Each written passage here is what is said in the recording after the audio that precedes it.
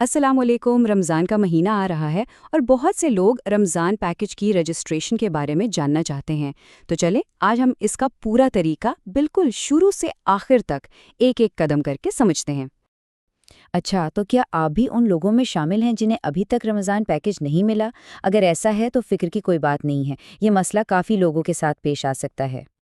جی ہاں، بالکل پریشان ہونے کی ضرورت نہیں ہے، کیونکہ آج ہم آپ کو رجسٹریشن چیک کرنے اور اسے مکمل کرنے کا پورا صحیح طریقہ بتائیں گے۔ تو سب سے پہلے آئیے یہ سمجھ لیتے ہیں کہ یہ رمضان پیکج آخر ہے کیا چیز۔ دیکھیں، یہ رمضان پیکج حکومت کی طرف سے ایک امدادی پروگرام ہے۔ اس کا مقصد یہ ہے کہ جو مستحق خاندان ہیں انہیں مہنگائی کے اس دور میں رمضان کے دوران کچھ مالی مدد اور راشن مل جائے، اور ہر سال کی طرح اس سال بھی ہزاروں خاندان اس سہولت سے فائدہ اٹھا رہے ہیں۔ چلیں جی، اب دیکھتے ہیں کہ رجسٹریشن کے لیے کن چیزوں کی ضرورت پڑے گی، اور یقین کریں یہ تیاری بہت ہی آسان ہے۔ رجسٹریشن کے لیے آپ کو صرف چند بنیادی چیزیں چاہیے۔ ان میں سب سے پہلے گھر کے سربراہ کا شناختی کارڈ، پھر ایک ایکٹیو موبائل نمبر جس پر جیز کیش یا ایزی پیسہ ہو تو اور بھی اچھا ہے، اور آخر میں ایک ای میل ایڈریس۔ بس ان چیزوں کے ساتھ آپ درخواست دے سکتے ہیں۔ اچھا، تو اب آتے ہیں سب سے ضروری حصے پر کہ اپلائی یعنی درخواست دینی کیسے ہے۔ آئیے اس کے سارے سٹیپس ایک ایک کر کے دیکھتے ہیں۔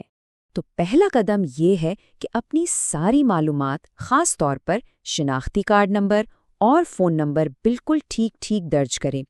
اس کے بعد سسٹم کی طرف سے ایک تصدیقی میسج آئے گا جس کا آپ کو انتظار کرنا ہوگا۔ اس میں تھوڑا وقت لگ سکتا ہے، اور پھر آخر میں اگر آپ کی درخواست منظور ہو گئی اور آپ اہل ہوئے تو آپ کو ایک فائنل SMS ملے گا جس میں باقی کی تفصیلات ہوں گی۔ یہاں ایک بہت ہی اہم بات یاد رکھنے کی ہے، رجسٹریشن ہمیشہ صرف اور صرف سرکاری چینل سے ہی کریں، جیسے کہ حکومت کی آفیشیل ویب سائٹ یا ان کی بتائی ہوئی SMS سروس، اس کے علاوہ کہیں اور سے نہیں۔ آئیے اب ایک بہت ہی ضروری موضوع پر بات کرتے ہیں، اور وہ ہے فراڈ سے کیسے بچنا ہے۔ برائے مہربانی اپنی ذاتی معلومات اور ڈاکیومنٹس کسی بھی غیر سرکاری بندے یا کسی بھی انجان ویب سائٹ کو ہرگز نہ دیں۔ ایسا کرنے سے آپ کا ڈیٹا چوری ہو سکتا ہے یا آپ کے ساتھ کوئی مالی فراڈ بھی ہو سکتا ہے، تو بہت احتیاط کیجیے گا۔ یہ بات ہمیشہ ذہن میں رکھیں کہ ایسی حکومتی اسکیموں میں فراڈ بہت عام ہو جاتا ہے، اس لیے آپ نے ہر قدم پر محتاط رہنا ہے۔ تو اب جب کہ آپ کو یہ ساری معلومات مل گئی ہیں تو اس علم کو دوسروں تک پہنچانا بھی ہماری ایک ذمہ داری بنتی ہے۔ اگر آپ کو یہ معلومات کام کی لگی ہیں تو اسے اپنے دوستوں اور رشتہ داروں کے ساتھ لازمی شیئر کریں، کیا پتہ آپ کی وجہ سے کسی مستحق کی مدد ہو جائے۔